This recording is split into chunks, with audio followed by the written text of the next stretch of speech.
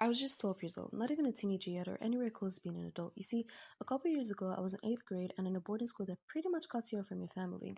To bypass this problem, students like myself would have to beg staff members that stayed at the staff quarters to help us contact our parents, even if it was strictly forbidden.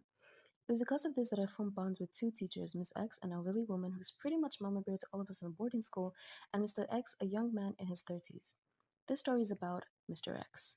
One day I went to him to call my mom because I needed school supplies and all was going smoothly until I ended the call with my mom, and just after giving back his phone, he looked me dead in the eyes and said to me, "You're going to marry me."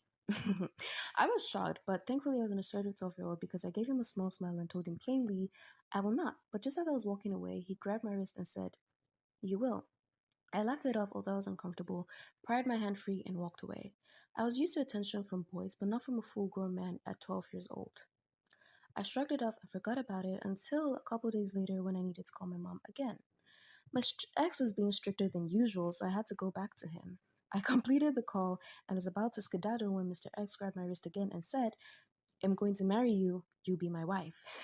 This time around, I was actually scared because where we were was empty and very dark.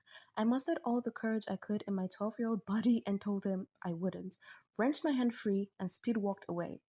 Thankfully, he never butted up again. He did get married 2 years later, though, to an age appropriate woman. They lived in the staff quarters together, and every single time I looked at her, I wondered if she was aware of the type of man she was married to. You know, the type that proposes marriage to a 12-year-old? But, anyways, that was some time ago. It's all water under the bridge now. Fact of the day: sloths can hold their breaths longer than dolphins. Tamari out.